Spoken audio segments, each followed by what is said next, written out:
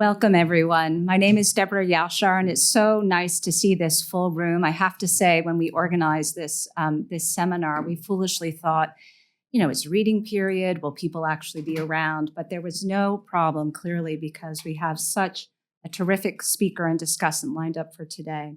So let me just say a few words before I introduce them and turn over the floor.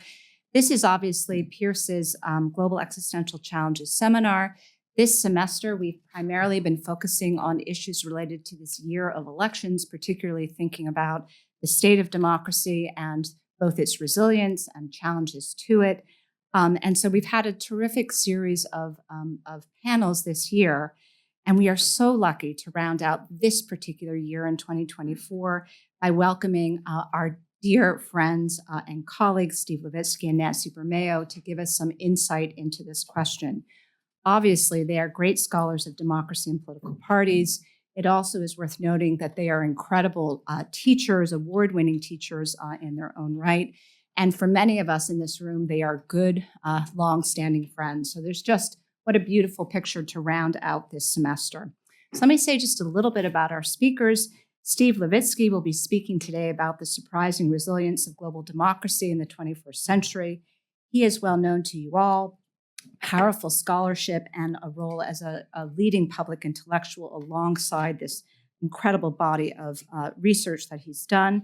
He is the David Rockefeller Professor of Latin American Studies and the Professor of Government at Harvard. He is also the director of the David Rockefeller Center for Latin American Studies at Harvard, alongside many other positions at other institutions. His research has primarily focused on these issues, democratization, authoritarianism. But let me also note that he's a scholar of political parties and weak and informal institutions. And while he's known for his global work, he started off initially as a Latin Americanist, which is how we got to know. Always a Latin Americanist, as a Latin Americanist. And also we share the same graduate student institution. So longstanding friends.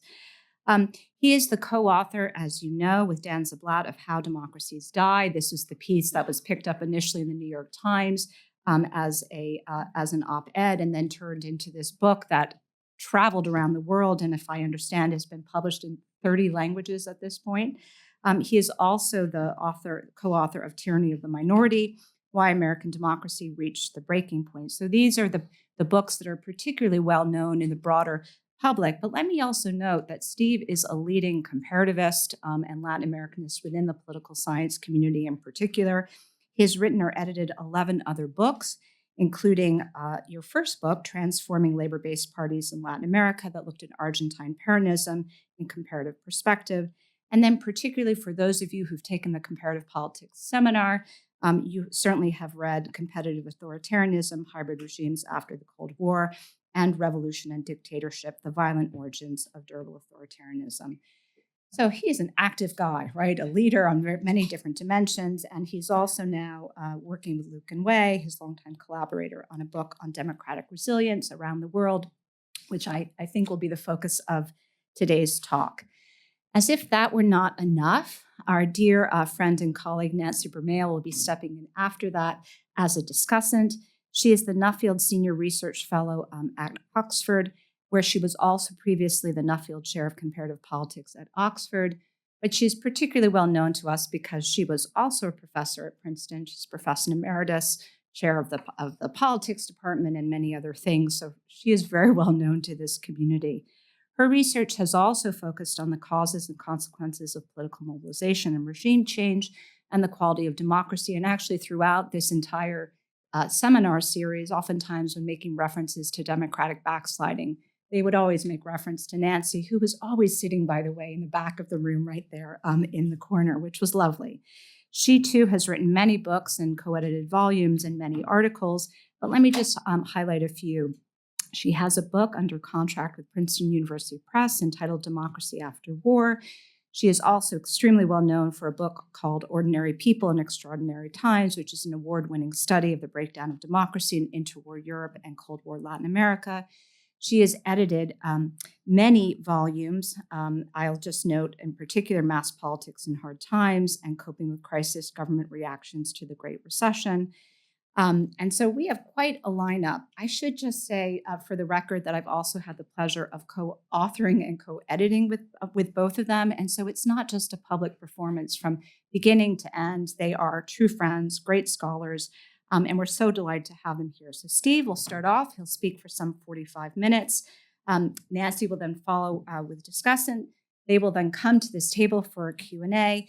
And let me just note that this will be taped. So again, it's always important for people to know that they're in a room that will be taped as well. So let's just give them a warm welcome and applause.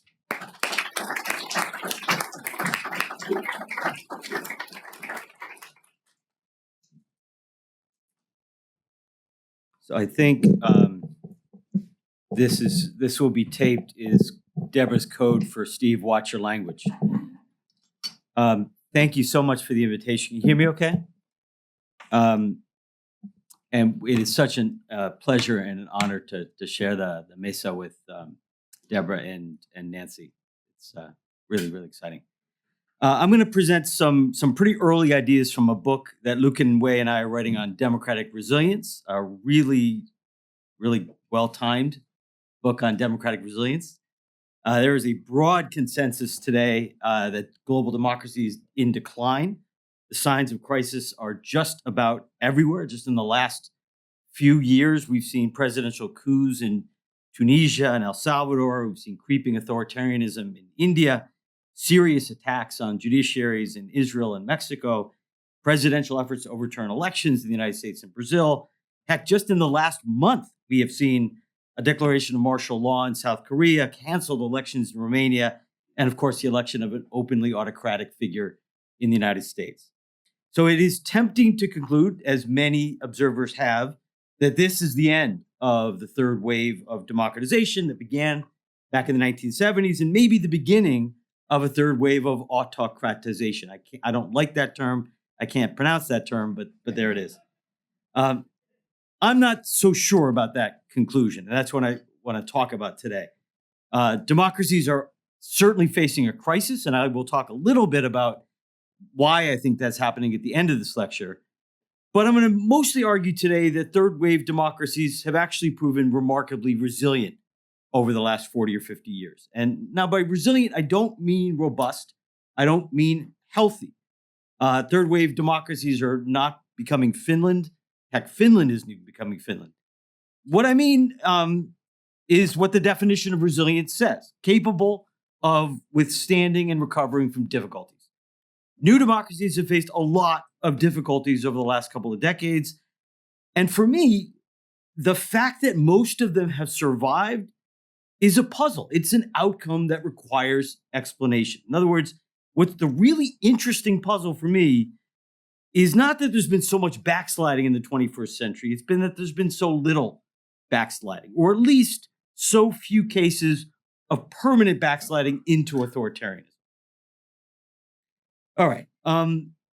Understanding the resilience of third wave democracies, I think, requires that we take a step back and look at the challenges that new democracies have faced in the 21st century. I think these challenges are both external and domestic. On the external front, the international environment is far, far less favorable for democracy than it was, say, 30 years ago. As all of you know, the 1990s and the early, maybe some of you are too young, but the 1990s and the early 2000s were a unique period in world history, one that was really unusually favorable for democracy. After the collapse of the Soviet Union, the United States and Europe became the world's dominant military, economic, and ideological power. And they used that power pretty aggressively to promote democracy like never before, and as it turns out, like never since. For about 15 years, democracy was the only game in town. There were no real counter-hegemonic powers to which autocrats could turn for support. Russia was in a state of collapse. China was just beginning to emerge. So governments in the 1990s and early 2000s governments all over the world had to be on pretty good terms with the West, which created pretty strong incentives to adopt at least the formal architecture of democracy, multi-party elections. The 1990s were the era of Western conditionality. EU conditionality played a major role in democratization in East Central Europe. And U.S. pressure contributed to democratization in Panama, in El Salvador, Guatemala, Honduras, Nicaragua, and Dominican Republic. This post-Cold War international environment gave rise to unprecedented democratization. According to VDEM, the number of democracies in the world more than doubled between 1985 and 2005. I'm not going to give many slides, but there's one. More than double. Not only that, and this is important, democracy emerged in some totally unexpected places, right? Over the last 60 years or so, social scientists have identified several factors that clearly make democracy more likely to emerge and more likely to survive, right? Industrialization and high levels of wealth, big middle class, a robust civil society, low levels of inequality, a functioning state. In other words, democracy is most likely to take root in urban industrialized societies with low levels of inequality and functioning states. But it's not the only way, but those are conditions that clearly facilitate. In the 1990s, democracy emerged in a bunch of countries with zero of these conditions. Countries like Albania, Benin, Bolivia, Ghana, El Salvador, Honduras, Madagascar, Mali, Nicaragua, Mongolia, Macedonia, maybe Romania. In other words, global democracy dramatically overperformed in the 1990s, reaching some pretty unlikely or unexpected places. That's not because established social science theories were wrong. It's because the international environment was so favorable to democracy that it basically overwhelmed the impact of structural factors like wealth, class structure, state capacity. Keep that point in mind. Now, of course, the unusually favorable international environment of the 1990s did not last. Global conditions changed considerably in the 21st century. The rise of China, together with Russia's emergence as an aggressive anti-liberal power, has fundamentally altered the geopolitical balance of power, putting an end to that brief 15-year period of Western liberal hegemony. Autocrats can now turn to Russia, to China, to other illiberal powers for support. And of course, at the same time, the power and influence of the liberal West has diminished pretty considerably. Not only that, not only has their power and influence diminished, but many Western democracies faced growing domestic crises, including the rise of illiberal forces from within. As a result, Western powers have lost both the will and the capacity to aggressively promote democracy abroad. So the EU, which played such a critical role in Southern Europe in the 1970s, East Central Europe in the 1990s, did very little to combat rising authoritarianism in Hungary in the 2010s. And the United States, which played a major role in Central American democratization in the 1990s, did little to stop backsliding in El Salvador, Honduras, and Nicaragua in the 2010s. So the international environment is much less favorable for democracy than it was in the 1990s. The days of US and European military, economic, ideological hegemony are long gone.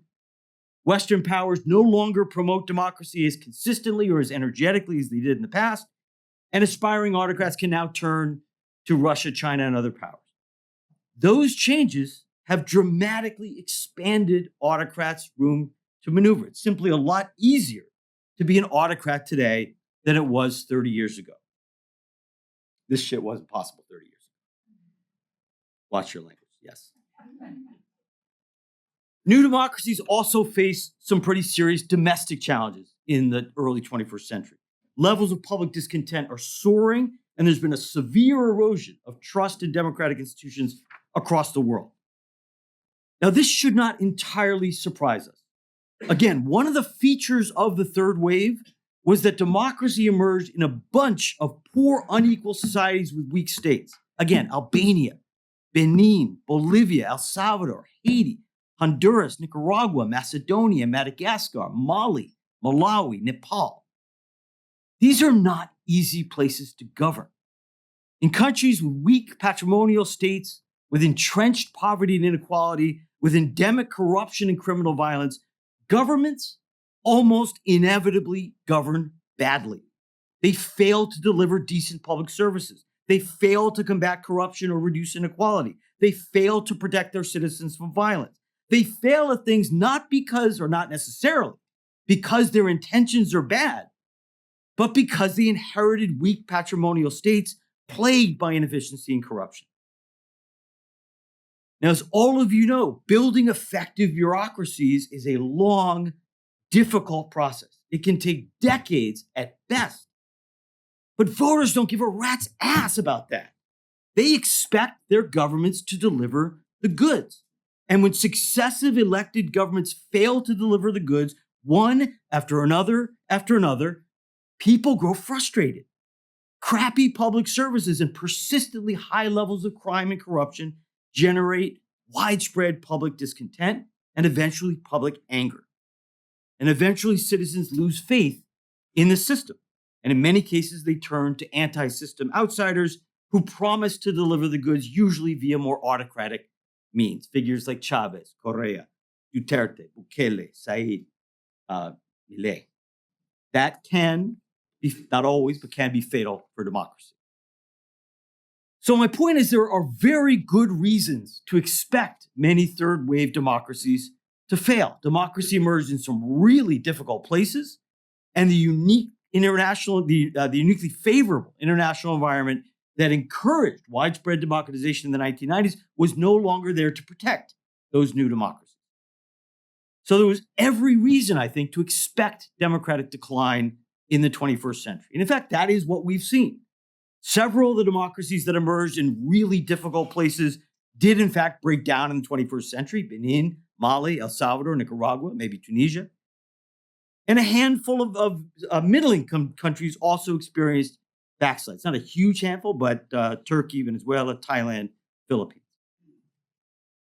Now, does that mean that the third wave of democratization is giving way to a third wave of autocratization? It might. I think we don't know yet. But given the severity of the challenges, I am struck by how modest the democratic decline has been so far. Here's VDEM's assessment of the level of electoral democracy in the world since World War II. According to VDEM, the number of democracies in the world has declined from 96, a little less than a decade ago, to 90 today, a decline of 6 democracies. Freedom House says the number of free states has declined from 90 in 2013 to 84 today. Again, a decline of 6 democracies. So according to both Freedom House and VDEM, there are as many democracies in the world today as there were 20 years ago in the early 2000s. And the early 2000s. And there are still many more democracies today than there were in the mid-90s at the height of the third wave.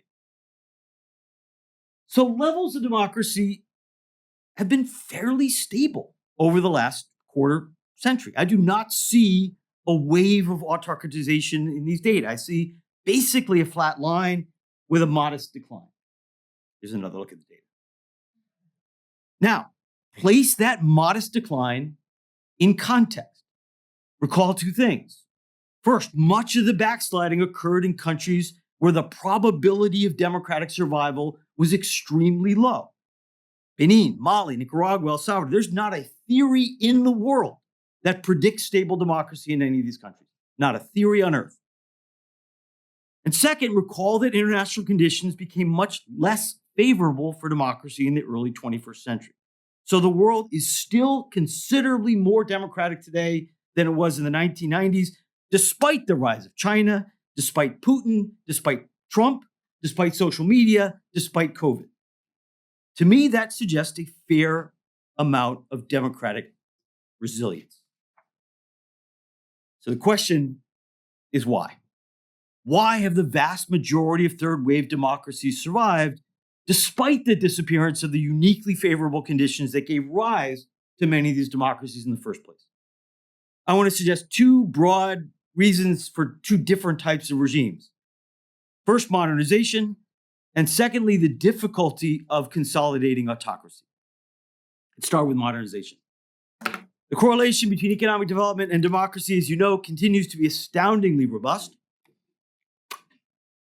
Leave aside oil states, the World Bank classifies 53 countries as high income. 51 of those 53 countries are democracies. The only exceptions are Singapore and Hungary. Over the years, as you know, scholars have developed a bunch of different reasons to explain why rich countries tend to be democratic. Most contemporary theories focus heavily on the material interests of key societal actors, whether it's the rich, the working class, the bourgeoisie, the middle class. Lucan and I take a different approach. We focus not so much on material interests as on capacity. Drawing heavily on Dahl, we focus on the distribution of power and resources in society. As Dahl argued more than half a century ago, one thing that economic development does, especially industrialization does, is disperse resources away from the state and across society. Resource concentration is the recipe for autocracy. When the state controls the main sources of wealth and income, most citizens will depend on the state to varying degrees for their livelihood, for jobs, for income, for houses, for loans, for contracts. And governments can and usually do exploit that dependence by denying essential resources to their critics and opponents. So opposition supporters can lose their jobs, be denied access to housing, to loans, to scholarships. Businesses that finance opposition or that finance independent media can lose access to critical licenses, loans, government contracts, etc. This is critical. Democracy requires opposition, and sustainable opposition, durable opposition, absolutely requires, definitely requires two things. It requires autonomous citizenries and independent private sectors. Citizens who fear that the government will take away their jobs, their income, their housing are not even remotely autonomous. They are highly vulnerable to clientelism, and they are far, far less likely to risk their livelihoods by joining an opposition group, by joining a protest. Businesses that depend on state credit, on state licenses, subsidies, contracts, are unlikely to finance opposition parties or independent media. So when resources are concentrated in the state, it is very hard to sustain opposition. Individuals and organizations that lack independent access to resources eventually get co-opted by the government, essentially starving the opposition out of existence or into marginality. Now, authoritarian resource concentration, or the kind of resource concentration that generates authoritarianism in a very predictable way, takes, I think, three broad forms. One is an excessively statist economy in which governments exert discretionary control over most people's livelihoods. This is China, Russia, Belarus. As Bryn Rosenfeld has shown recently, nearly 60% of Russia's middle class is employed by the government, which makes it just about impossible to sustain a middle-class-based opposition. So statism is one source. Another source of authoritarian resource concentration is oil. States like the Persian Gulf monarchies control the vast bulk of societal resources, which means, again, that citizens depend heavily on the state for their livelihood. Most citizens, most of the time, don't want to bite the hand that feeds them, which is why I think 20 out of 21 major oil producers are autocracies. Guyana, tiny Guyana is the only exception. But historically, the most common source of authoritarian resource concentration is underdevelopment. In poor agrarian societies, resources tend to be concentrated in the hands of the state and a pretty small landowning elite. It is hard to build robust oppositions when you have a predominantly rural society, small, middle, and working classes, and a weak private sector. Not impossible, but hard. By dispersing resources outside of the state, capitalist development creates what we call sorry about the crappy term, but what we call countervailing power, by which I mean money, organization, human capital, and collective action capacity that opposition groups can tap into. Industrialization generates countervailing power in at least three critical ways. First of all, it produces a much more autonomous citizenry. Urban citizens who don't depend on the state for their livelihood. Citizens who earn a decent living outside the state are much less prone to clientelism. And crucially, they have the time, they have the disposable income to consume independent media, to join civil society organizations, to participate in opposition movements. Secondly, industrialization creates a larger and wealthier private sector. A larger and wealthier private sector is harder to co-opt, harder to bully onto the political sidelines, so it's better equipped to finance opposition parties, to finance civil society, to finance independent media. Now, capitalists, of course, are not always Democrats, far from it. There are many, many cases we can think of in which capitalists have conspired against democracy, like South America in the 1970s. But capitalists provide the resources necessary to sustain opposition. For that reason, a relatively large, relatively diversified capitalist class is pretty close to being a necessary condition for stable democracy. Finally, industrialization enhances the society's capacity for collective organization and collective mobilization. Urbanization, the rise of labor and student movements, a denser landscape of civic associations all facilitate collective action.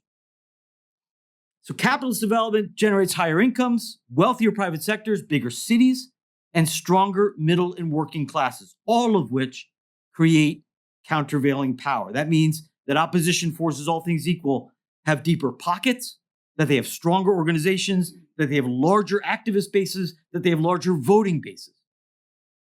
None of that automatically gets you democracy. But it does make it much more difficult for autocrats to seize power and to sustain themselves in power.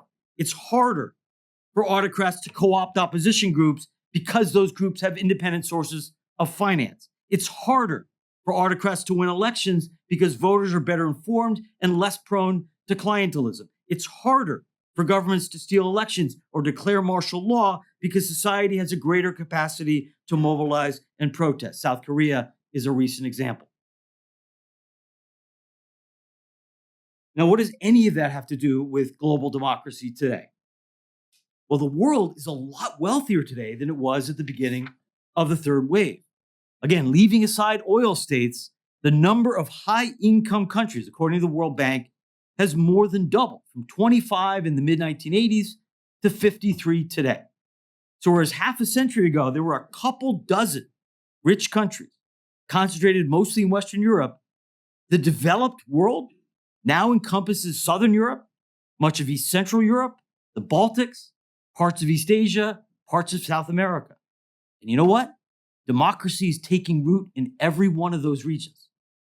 21 third wave democratizers, countries that made transitions to democracy during the third wave, 21 of them have reached high income status since 1975. So they've democratized and they've become rich. I'm going to read them to you just because I'm stalling to get to 45 minutes. No, because it's important. Argentina, Bulgaria, Chile, Croatia, Cyprus, Czech Republic, Estonia, Hungary, Greece, Latvia, Lithuania, Panama, Poland, Portugal, Romania, Slovakia, Slovenia, South Korea, Spain, Taiwan, and Uruguay. I read those because of those 21, 20 of them are still democracies today. Hungary is the only exception. So one reason why global democracy has been resilient is that rich countries are overwhelmingly democratic and the number of rich countries has more than doubled. Now you may be asking yourself, don't these guys read the news?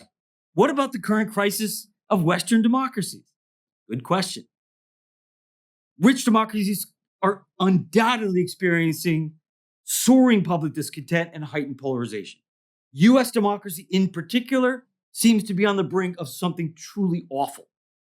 This is a real challenge for our argument, and Lucan and I are losing sleep. Our response is this. Countervailing power provides a bulwark against authoritarianism. It doesn't prevent democratic crisis.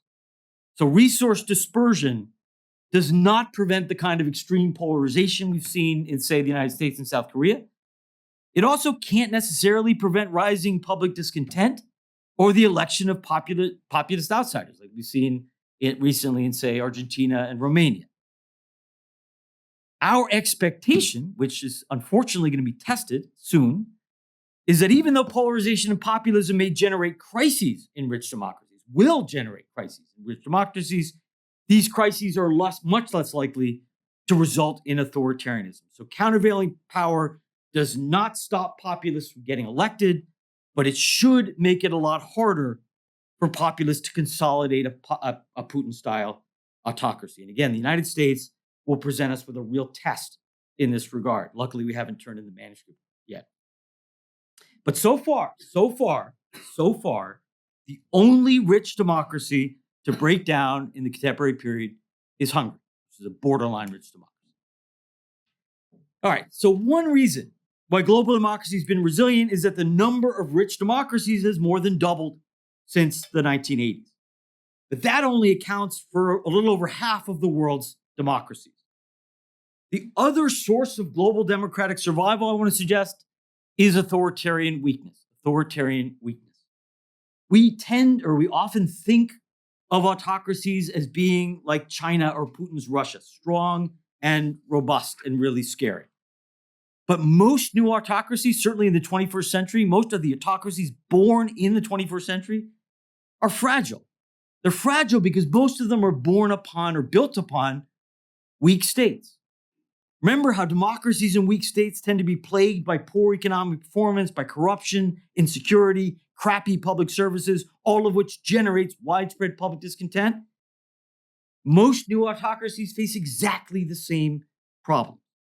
Governments with weak states in general have a hard time governing. They fail to deliver economic results. They fail to control corruption. They fail to deliver decent public services. They fail to protect their citizens. And when autocratic governments fail to deliver the goods, they also face problems of widespread public discontent. And they often get run out of town. Think about the fall of Yanukovych in Ukraine, how the Rajapaksa family was run out of town in Sri Lanka, or the recent fall of Hasina in Bangladesh. In fact, here's my last slide, I think. Just in the last decade, autocratic or autocratic-leaning governments have either been thrown out in elections or forced otherwise to leave power in Armenia, in Bolivia, in Botswana, in Brazil, in Ecuador, in Honduras, in Guatemala, Malawi, Malaysia, Nigeria, Peru, Poland, Senegal, Sierra Leone, Sri Lanka, Thailand, Ukraine, and Zambia. That is only a partial list. Now, autocratic turnover, the fall of autocrats from power, which is happening a lot, is not the same thing as democratization. Many of these regimes, in fact, I think most of them, have not fully democratized. But the fact that autocrats are pretty consistently failing to consolidate power is a big deal, because would-be autocrats don't have the time to build durable corruption networks and patronage networks. They don't have the time to establish full control over the state, over the courts, the armed forces, other key institutions.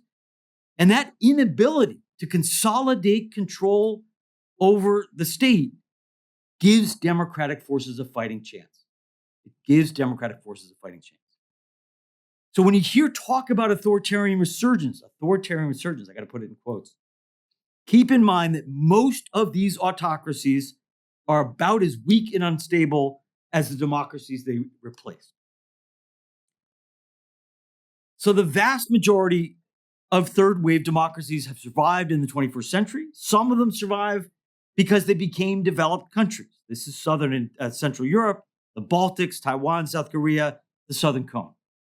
And some of them survive because would-be autocrats have consistently failed to consolidate power. This is Ukraine, Moldova, Ecuador, Bolivia, Guatemala, Honduras, Peru, Senegal, Sri Lanka, and others. That's the end of the happy part of the story.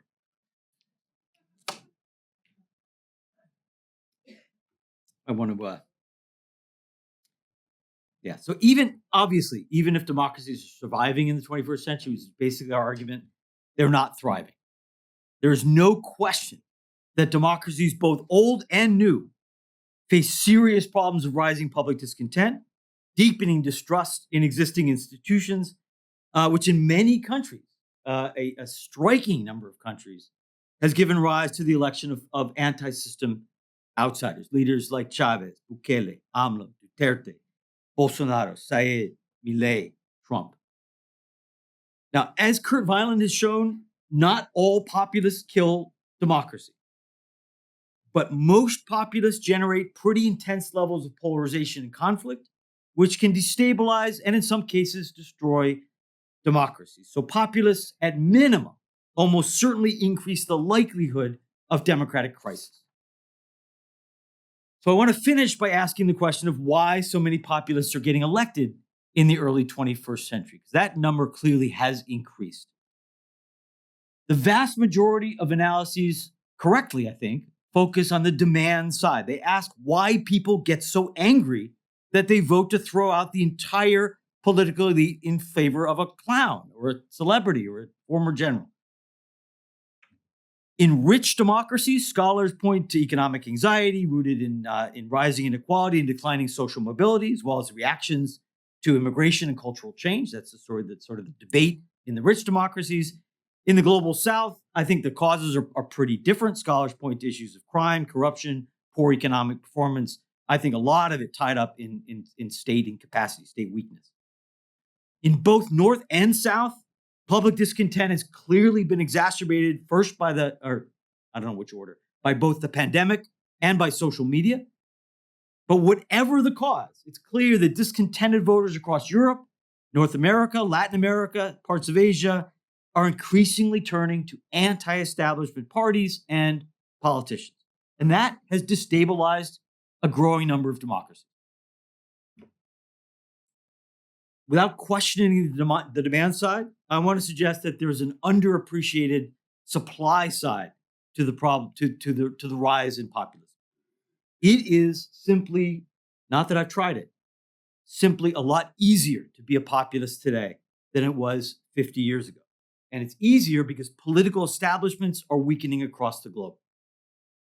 By political establishment, I mean the loose network of individuals and organizations that are both politically engaged and exert some influence over politics.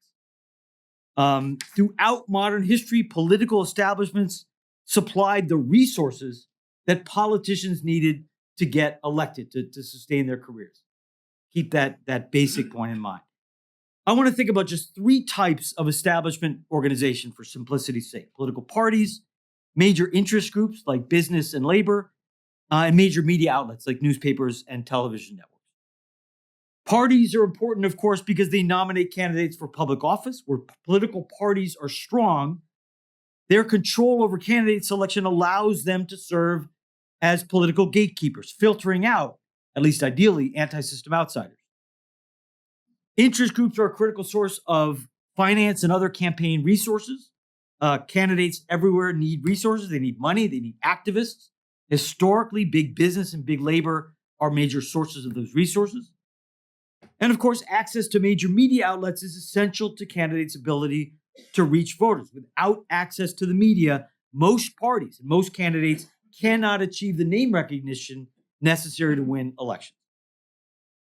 Now, the establishment is not a monolithic actor. I'm not Noam Chomsky. Parties, interest groups, media outlets don't constitute a single block with a single set of interests. There's always competition among them. But collectively, establishments tend to impose certain parameters on politics, both in terms of political style and policy substance. There are certain norms governing how politicians are supposed to behave, how they dress, what they say, how they treat one another, how they treat the media. And there are certain policy positions that are considered beyond the pale. And politicians who exceed those boundaries, who violate certain behavioral norms, or who push or advance certain extremist policies, they get shunned by the establishment, which means that party leaders won't nominate them. It means that leading business associations, unions, and other interest groups won't give to their campaigns. It means that mainstream media won't cover them, or their coverage will be negative. Why am I saying all this? I'm saying all this because 50 years ago, that mattered a lot. Being shunned by the establishment mattered a lot 50 years ago because establishments held a monopoly over the resources that politicians needed to get elected. Party leaders controlled the candidate selection process. In most countries, there were no primaries. So if you were not on good terms with party leaders, you couldn't run for office or not run seriously for office. A relatively small number of interest groups provided the vast bulk of the finance and other campaign resources. Again, business, labor. So if you were shunned by big donors, you could not raise money necessary to fund a campaign.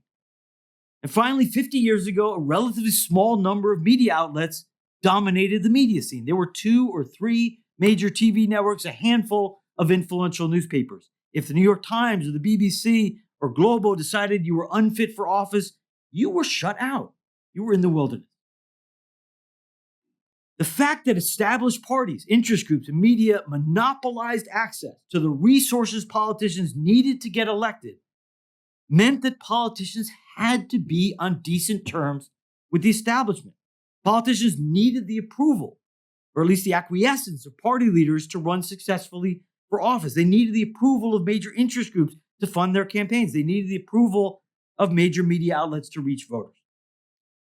That dependence of politicians on the establishment had really important consequences for democracy. 20th century politicians could not just respond to voters. They had to strike a balance between appealing to voters on the one hand and remaining acceptable to the establishment on the other. That was not very democratic, but it had, for better or worse, a moderating effect on politics because it kept more extreme politicians and ideas off the agenda. 100 years ago, I think exactly 100 years ago, a little over 100 years ago, a wealthy businessman who was quite popular in the heartland, but who harbored some fascist and anti-Semitic sympathies, thought about running for president of the United States. Henry Ford rose to the top of the pack in most polls in 1923, but he couldn't get anywhere near the presidency because Democratic Party leaders wanted nothing to do with a political outsider. But the days of establishment monopoly are over. Establishments across the globe have lost their control over critical resources, which means they're losing their influence over politicians. Parties no longer monopolize candidate selection. Politicians can either hijack parties through primaries like Trump or create their own parties like Bukele, Milei, Fujimori, and many others. Interest groups have lost their monopoly over campaign finance because candidates can raise money online. Bernie flippin' Sanders raised more money than Joe Biden in 2020. That's unimaginable 40 years ago. And of course, social media has dramatically eroded or allows candidates to reach voters even when they're shunned by the establishment media. I traveled to Sao Paulo in U.S. summer of 2018 at the beginning of the presidential election when Jair Bolsonaro was elected. And I met with a bunch of business leaders, nearly all of whom backed the establishment center-right candidate, a guy named Geraldo Alckmin. And Alckmin was at 4% of the polls. He was way behind Bolsonaro. But every business person I talked to, and they were pretty smart, informed people, in July 2018, was convinced that Alckmin was going to win the election because he was backed by a huge group of, I think, 9 establishment political parties, which, according to Brazil's election law, campaign finance law, gave him a huge, huge advantage in the allotment of free television time. So Alckmin had more than an hour a night of free television time. Bolsonaro had 6 or 7 seconds per night. And they were sure that that asymmetry would bring Alckmin from behind. Nobody I talked to in July 2018 mentioned WhatsApp or YouTube, but that's what Bolsonaro used to reach voters, and he won. Alckmin stayed at 4%. So politicians no longer need the establishment, at least not to win. They can raise money online. They can reach voters through Twitter, YouTube, and WhatsApp. For politicians, this is incredibly liberating. They can now respond directly to voters without worrying what the establishment thinks. They can violate long-established norms and build a reputation as a maverick or as an outsider who's not beholden to the elite and is willing to tell it like it is. They can say and do things that were previously considered off-limits. Think about Trump, Bolsonaro, Bukele, Milei. In fact, candidates today can openly campaign against the establishment, which is a damn good way to win elections. Now, arguably, there has always been some demand for populism in many countries. Discontent is not new in Latin America. What's really new is what's changing on the supply side. It is simply much easier to circumvent the establishment than it was 50, 70, 100 years ago. When Juan Perón beat the Argentine establishment in 1946, it took the kind of mass mobilization that you see once a century. When Bukele defeated the Salvadoran establishment in 2019, not that hard. He mobilized 2 million people on Facebook and Twitter. Now, this new scenario is a lot more democratic than the old scenario. Peru's 2021 election may have been the most democratic election in the history of the world. Pedro Castillo, the guy who won, was a provincial nobody. He had the entire, and I mean the entire, Peruvian establishment against him. Business, the media, the political elite, the entire capital city of Lima, and all of its resources were lined up against him. Castillo had no money, he had little organization, he had little talent, and yet he still won the presidency. Politicians who don't need the establishment can be much more responsive to voters. More than ever before, they can give the voters what they want. It's pretty democratic. What happens when the people are so angry that what they want is someone who will take a wrecking ball to political parties, to the Congress, to the courts? This is a hell of a paradox. On the one hand, the weakening of political establishments is unquestionably democratizing. It allows politicians to be more responsive to voters. It opens up the political system to a much wider array of individuals and groups. But that very process of opening, that very democratization, is leaving liberal democratic institutions increasingly vulnerable both to demagogues and to anti-system political forces. Back in the 18th and the 19th century, as you all know, Western elites were terrified by democracy because they equated democracy with rule by the people.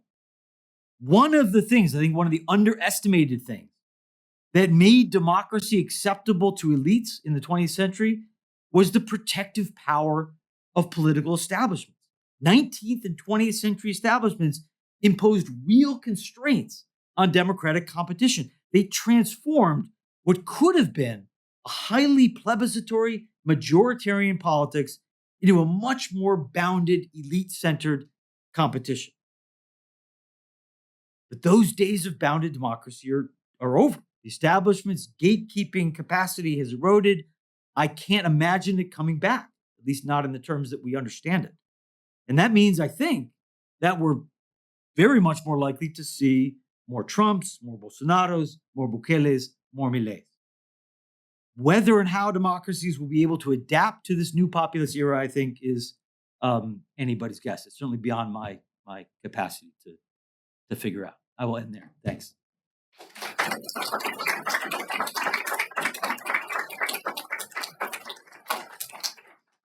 Let me start off with a confession, which is that I take no pleasure in offering withering public critiques of my colleagues' work, especially face-to-face.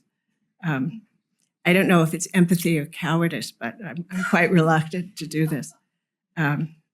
So I vowed several years ago that I'd simply avoid being a discussant if I guessed that any probability of withering was required. So I make a guess before I accept these invitations, and happily I guessed right in Steve's case. So those of you who are looking for withering criticism can offer it yourselves, of course, but you're not going to hear it from me.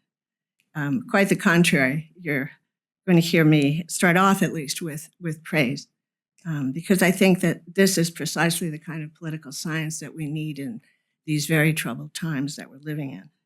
It's on a topic of vital importance. It offers convincing evidence, and most importantly, perhaps most uniquely, alas, is that it's conveyed in language that accessible outside the political science chat room. You know, we're getting so methodologically and statistically significant that we risk just talking to one another. And Steve has broken the mold. Steve and his co-authors has broken the mold, gotten out of the group chat and or the chat room, and I commend him for that. Now, this said, I'd like to turn to our hero directly and pose three questions. The first concerns your focus versus the focus of the doomsayers that you critique in a lot of other work and implicitly today. And I mean those people who've argued that we really are in the stage of a democratic recession and that we're facing really a global expansion of authoritarianism. You've convinced me today and in your other work that democracy as a set of regimes truly has been more resilient than many doomsayers claim. And this is certainly consoling news, but I have to confess that it gives me a kind of cognitive dissonance that I hope you'll help me resolve. Because I'm still wondering, how is it that two sets of wise and earnest colleagues can draw such dramatically different conclusions about what we're looking at? You argue that the answer has to do with three misperceptions, and this didn't come through quite as strongly today as it does in the article that this talk is based on. But I've written them here very quickly so you know I'm not lying. In the article, he focuses on these misperceptions as the real key to this divide that distresses me. And I've got to say that I think these misperceptions are indeed very common, and I think that they do explain the divide that you've highlighted for us. But I wonder if our differing levels of panic might also come from conflating democratic breakdown and democratic backsliding. Breakdown denotes an end point. The term marks the actual end of a democratic regime. It's a binary. It's a yes-no. And breakdown is the main focus, really, of your argument, if I've understood it, both in this Journal of Democracy article and today. Backsliding is, of course, related to breakdown, but it's not an end point. Quite the contrary, it's a process. It's the process through which democratically elected political leaders deliberately dismantle or weaken the myriad institutions that sustain democracy. Backsliding may or may not lead to breakdown, just as disease may or may not lead to death. But both disease and backsliding are scary as hell. And I think that a lot of the panic that we see in the literature and in the press comes from witnessing backsliding, from witnessing the dismantling and weakening of institutions like Supreme Courts and the free press, et cetera, rather than looking at breakdown per se. So I'm wondering, Steve, do you think a focus on backsliding alone might have narrowed the distance between you and the scholars you critique, the scholars who really see a democratic recession, who really see the onset of authoritarianism? That's my first question. My second question concerns your argument about the positive connection between democratic resilience and democratic weakness. You state clearly that once a democracy is formed, state weakness can actually bolster democratic resilience by leaving would-be autocrats without the basic organizational tools to steal elections, to shut down independent media, to repress opposition groups, or to crack down on protest. I think you're dead right here. You're also dead right when you say that this doesn't produce marvelously strong democracies. You make the point that it produces only pluralism by default. But it's pluralism nonetheless, and thus it contributes to resilience, and so you're teaching us. And I believe this argument. And here too, you bring us really consoling news. But this argument runs counter to really long-standing arguments about state weakness harming democracies. So I'd like to hear more about how and when state weakness has this upside and when it doesn't. My final question is about the policy implications of what you said today. How might your argument and evidence be used by policymakers, by Trump's new State Department, for instance, or Trump's new budgeting apparatus.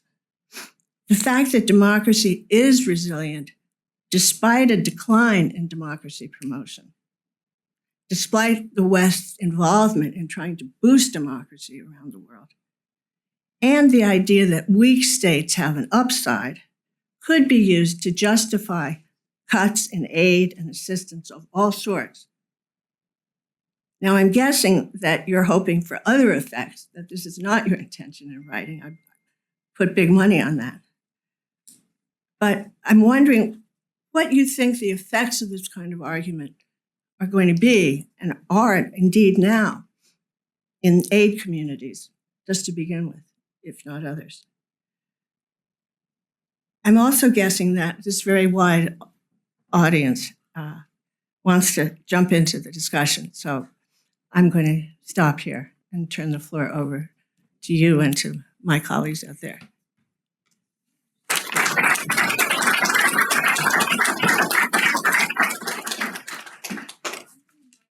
Thank you.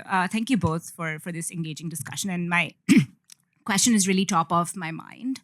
I found it very paradoxical that you highlight this process of unraveling of the political establishment as democratic. And my reaction to that would be, then why are we only seeing these big men come to power? And why don't we see groups that otherwise depend on the establishment so much, not benefiting from this democratic process? And my reaction to that was, perhaps this establishment hasn't unraveled, but there's a new establishment which we haven't unpacked yet, and that's autocratic. It doesn't have these democratic kind of origins that the earlier establishment that you said has been unraveled. So I'm just curious to hear, do you see a new ecosystem emerge, or you see this as a fundamentally democratized process where nothing exists, and the supply side is kind of irrelevant? So I was just curious about that. Three things. So, you make it sound like democracy happened because US wanted. The international environment is what led to the third wave. I haven't heard you talk about what the people from those countries want. People want democracy because they don't want to be thrown in jail. They want their voice heard.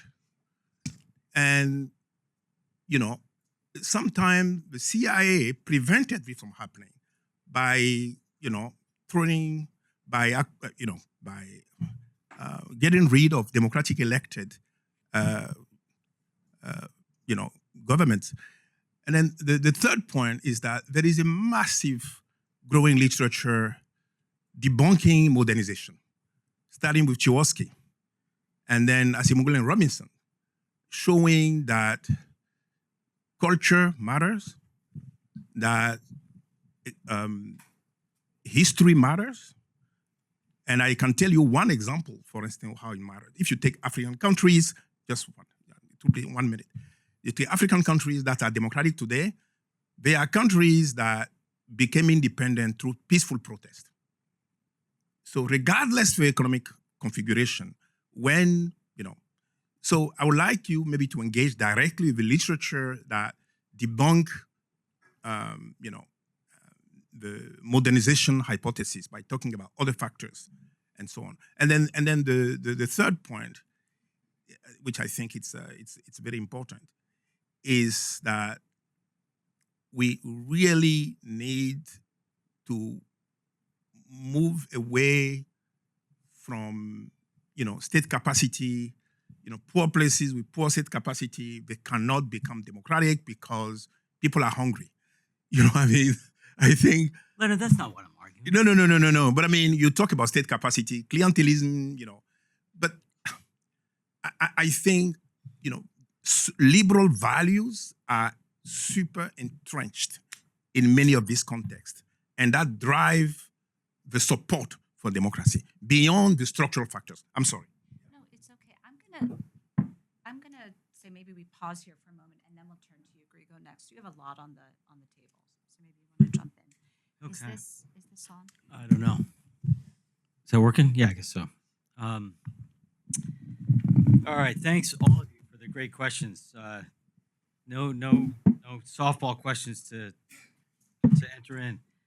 On backsliding versus breakdown, Nancy, I think you are partially right.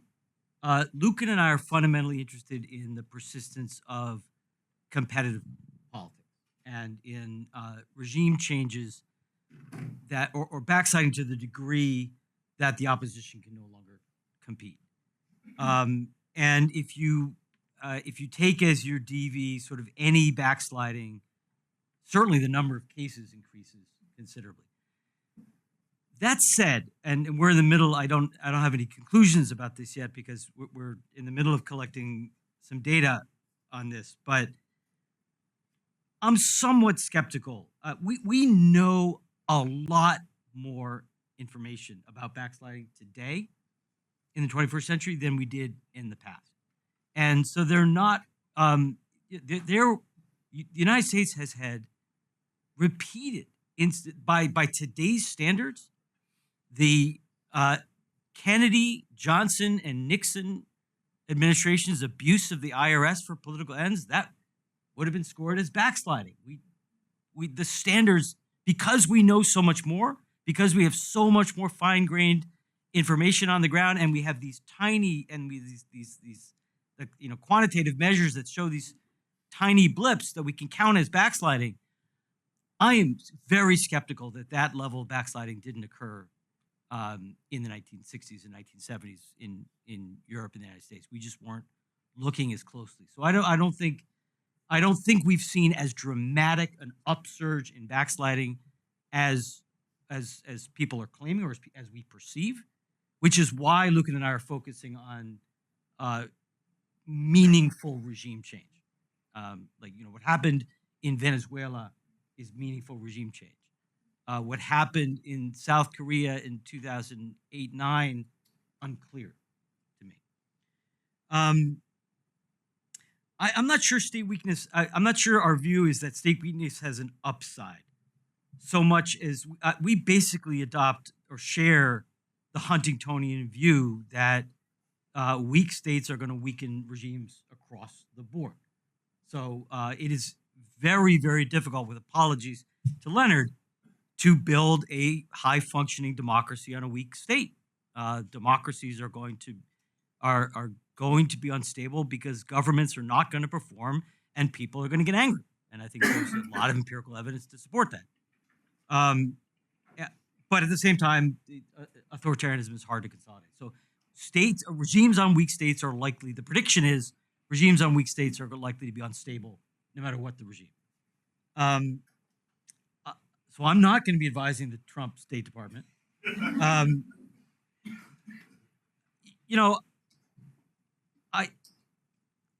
I think democracy. I don't think that the lesson of what we see is necessarily that democracy promotion doesn't matter. I think what most of us have always thought, which is that has a pretty marginal effect, but it's real. I think the EU's democracy promotion in the 70s and 90s mattered. I think the US's active promotion of democracy in Central America mattered, and the subsequent abandonment of that had an impact in Central America in the 2010s.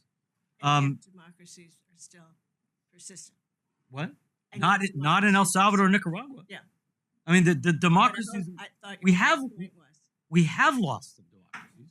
I think, in particular, democracies that lack strong structurally favorable conditions are the ones that are most likely to be affected by external pressure. And international pressure affects the elite level, not the mass level. I'm making no claims about rank and file views about democracy, which are all over the map, everywhere, including the United States. So what our argument about international pressures is its impact on elites. So great question, Tanushree. If establishments are weakened, why are big men getting elected? It's not entirely true. So Pedro Castillo in Peru is an example of a pretty marginal figure getting elected who could never, ever have gotten elected in a prior period. Also somewhat true of Chile's last presidential election. A pretty marginal group was able to get elected. So it's not, we still have a relatively small number of cases. I'm not ready to jump to the conclusion that there's either a new establishment or that but it might be the case, at least initially, when politicians and political actors are still sort of learning the ropes in this new post-establishment world, it may be that those with sort of the most immediate power resources are the ones who are gonna benefit most in this new world. It's also the case, at least in advanced Western democracies, that establishments over the last 40, 50 years have grown more friendly, have grown more inclusive, put it that way, more protective of previously marginal groups than prior to the 1970s and 80s. And so you rip away the establishment and it may benefit the most reactionary forces. But it's a great question. I hadn't really thought about it. Leonard, we're certainly not arguing that that democracy in anywhere in the world, including the global South, is a product of U.S. pressure. We're making the empirical argument, which I think is defensible, that during the post-Cold War period between '89 and the Iraq War, the EU and the United States were pretty active, for the only time, were consistent and relatively forceful advocates of democracy. They weren't before that, and they haven't been since.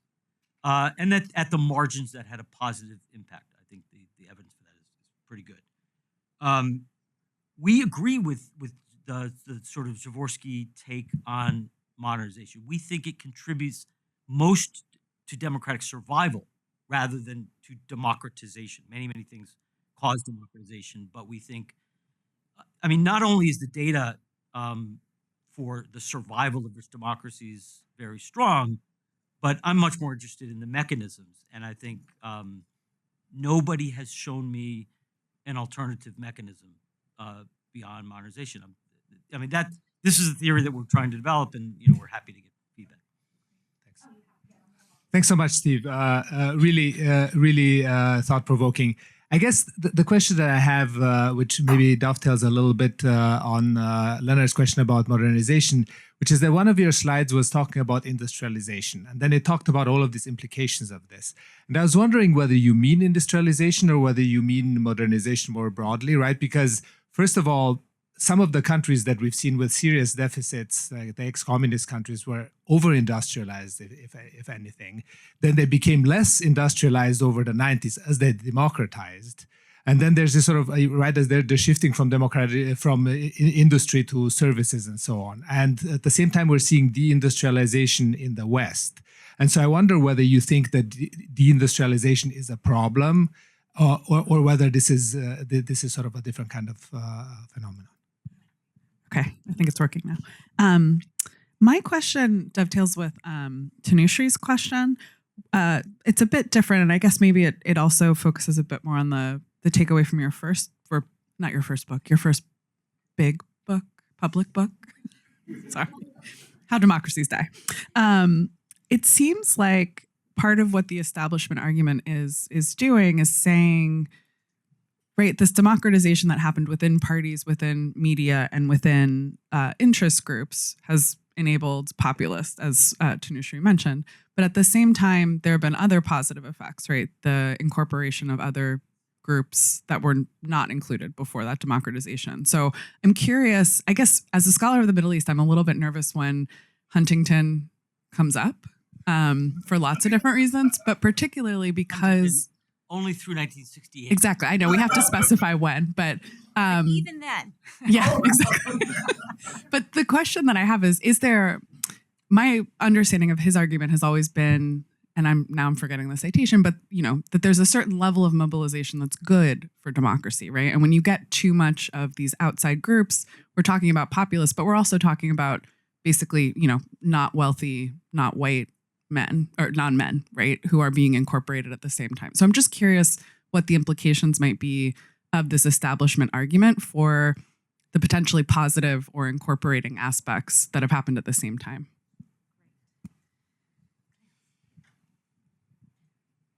Is it working? Yes. So let's not waste time. Thank you for your talk. I always appreciate enthusiasm. I'm a more pessimistic European, I think. So I will try to merge my 2 points in one. One is about the foreign interventions. If you really think that democratization process can occur during foreign interventions, one example is Syria, what is happening now. Some people, many people are happy because they got rid of a dictator, Assad, but on the other hand, what will follow? And I heard even about diversity-friendly jihadists, and I'm not a Christian, I'm not saying it from a religious point of view, but I find it absurd. Second is the Sahel coup zone, Burkina Faso, Niger, Chad, they left the African Union, they formed another currency union, and of course they are authoritarian regimes, but they seem to be much more independent from French influences. So there, people think that this is more democratic than the previous regime. And the third example, very fast, Greece, adjustment programs, memoranda, etc. I think that this discussion about populism sometimes is not very helpful analytically and politically, because we leave the important question of representation crisis, because that's what happened and is still happening even in the US. Democrats do not represent the working class. And I mean the broad labor category, not just workers in factories of the 19th century. So yeah, I know that they seem a bit scattered, my points, but we don't have much time, so we'll leave it here. Thank you very much for the presentation and the discussion. Very interesting. So I think my reading of the literature is a lot of people that believe in the democratic sort of recession argument really look at the VDEM data population weighted, right? So if you weight it by population, you do see quite a significant decline, mostly by India. I do not take that seriously. Okay, well, I wanted to know why relative to the country Because weighting. one little flip of India from electoral democracy to electoral authoritarianism allows them to make these massive claims. It's a joke. I'm sorry, I don't think it's serious. Yeah, it's not entirely explained by India, but mostly, yeah, since 2011. Yeah. Mostly, yeah. That was your only question? Yeah. Yeah, sorry. I'm sorry. I go by regime scholars study regimes. We don't study the the impact of China and India on those claims is so enormous that it makes meaningful discussion not very interesting. But individuals that have the cost of a regime. So presumably, presumably India's maybe crept back to the electoral democracy category, and I hope that the VDEM reports will be as enthusiastically optimistic as they were darkly pessimistic when they had India switching from electoral democracy to electoral. I'm sorry, I cannot take them seriously. All right, so one last question from Sarah. I'm going to take 30 seconds to say something, and then we'll turn to you. Okay. Thanks. Hi, I'm Sarah Brooks from Ohio State. I'm visiting at House this year. I wonder if there's more nuance that you could bring to your populism argument. I saw recent research from Latin America that is looking at, of course, for example, VDEM categorizes the Workers' Party in Brazil as left-wing populist. So there's research separating out left-wing populism and right-wing populism and the relationship between trust in the state and things, particularly with regard to left-wing populists promising redistribution, right-wings attacking the state, and the diminishing trust in state institutions. So I think I just wondered if you could see any more nuance in just that concept and the redistributive versus anti-state factors associated with that. All right, Go ahead. I'm sorry. If the Workers' Party in Brazil is populist, then I'm going to retire. I'm just going to retire. Come on, that's a grassroots political party. It's as unpopulist a political party as has emerged in Latin America in the last half century. If it's, I can't have a discussion about populism if the PT is populist. So I don't know. I mean, that's not a very nuanced answer, but yeah. Yeah, the reason, so industrialization, Grigo, is the cleanest story, I think. But what we mean, and I think in retrospect, I made a mistake. What we mean is capitalist development. And we actually, because my co-author is a scholar of the communist world, we knew that industrialization in and of itself, so we moved to capitalism. The problem is when we use the term capitalist development, people get all worked up about the capitalism side. and they start thinking that I'm Milton Friedman, which I'm assure you that I'm not, nor is Lucan. But what we principally mean capitalist development. Now that has been in most cases, certainly in the 20th century, that was accompanied by a fair amount of industrialization. Your question about the impact of deindustrialization is the big question, and I don't know. So is deindustrialization a problem? I don't know. I mean, it doesn't really change our. It doesn't seem to dramatically change the level of autonomous citizenry, private sector wealth and diversification, and now I'm blanking on our third category. Or it may affect civil society's collective mobilization capacity. So in that sense, it may matter. And we're getting a lot of pushback from folks who say that in the advanced industrialized countries, growing inequality, deindustrialization, the weakening of unions is likely to have an impact. And I think it might be right. I don't know. So You have like a minute and a half. Okay. To ask your questions. Okay. It gives you license to. So the positive or incorporating aspects of establishment weakening. This is a project that I've wanted to get off the ground for a while, just have not had time because Trump keeps coming back. But it's a great question. I honestly don't know the answer. I mean, so far I've only thought about the politician's relationship to the establishment and the resources needed to get elected. I have not thought about, and I'm increasingly convinced that the weakening of establishments, again, for better or worse, is being associated with, is probably contributing to declining public trust in authorities and institutions. Again, I'm not going to take a position on whether it's good or bad, but again, the positive or incorporating aspects of it, I have not put enough thought into. Finally, so I do not mean to claim that all foreign intervention contributes to democratization. Just the opposite. It rarely contributes to democratization. I don't expect democratization in Syria. There's no reason to expect democratization in Syria. What I think is far more likely is state collapse. A degree of violence and anarchy.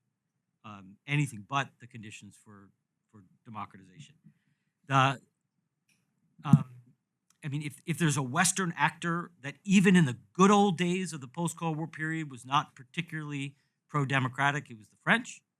So it just never, even Luke and I wrote a book on competitive authoritarianism 15 years ago and found that the French systematically, at least in Africa, behaved in far less pro-democratic way than other Western actors.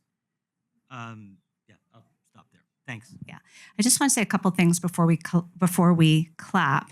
I almost said collapse, but I meant clap. The first is I just want to highlight, I think there's a really interesting paradox that you highlight at the end that poses both a theoretical and a political challenge for us, which is on the one hand, you highlighted that the importance of distribution of resources is central to provide the conditions for democracy. But you also highlighted how the monopolization of certain institutions in the political establishment provided guardrails. So it raises the question of when distribution of resources helps democracy and when that distribution of resources hurts it. And I think, one second, I think that's a really interesting theoretical question. I also think maybe it's a sequencing question that you might need things in different combinations at different times. But at the highest order, there's a tension there. And I think there's a tension maybe particularly for how you think about civil society, which is the one actor, institutions, which is in both parts of that equation. That distribution of resources allows for the growth of civil society, but in the contemporary context, they might lose the ability to constrain. It's an interesting question that you highlight. Okay, that was my question, but no space for response. So let me just end by saying that we have all been so looking forward to this talk, both because Steve is a phenomenal scholar and presenter, but also because Nancy is an equally phenomenal scholar and presenter. And so in combination, the two of them has really been terrific. I'm sure we're all going to walk away thinking about what we knew before, what we know now, if we were to continue for the rest of the day, how we would debate this. But that's when you have the best of seminars, the ones that can continue to generate exciting ideas. So let's just end with a very warm thank you and a round of applause.